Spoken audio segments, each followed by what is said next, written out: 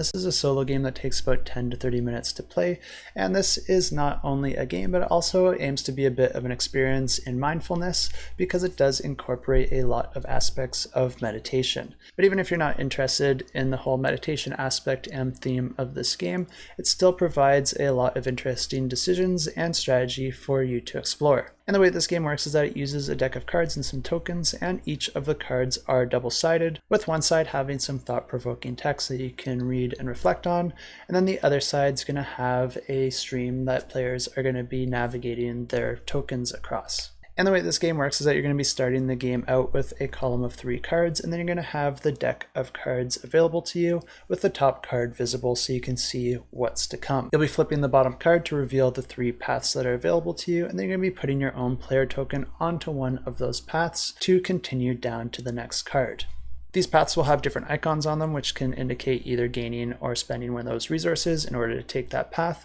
and each of these resources represent different types of thoughts. And the whole goal of this game is to have a clear and uncluttered mind as you move through the entire deck. So you're going to want to have as few of these tokens as possible, because if you ever accumulate 3 of the same type,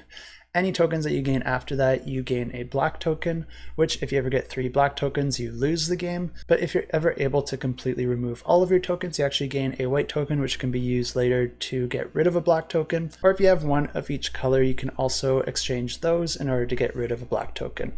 So you do have a few options that you can juggle around and aim for as you're moving down these different paths. And you can see here with this next card how some of the paths do give you some options, and you can try to use that to your advantage to try and gain or remove certain tokens of a certain color. And you are allowed to rotate these cards when you flip them in order to change the way that the paths progress. And if you're able to get through the entire deck of cards before accumulating 3 black tokens, then you win the game. I just want to mention here that I was using the help of a friend's channel to explain the flow of that game to you, and you can go ahead and check out Sir Thekos' channel where he goes into a lot more detail on that specific game and walks you through a short tutorial of how that game plays. But he also has a whole bunch of videos covering a whole bunch of different games, and he has a really great way of presenting it. So definitely check him out and subscribe if you haven't already, and I'll leave a link to his channel right up here.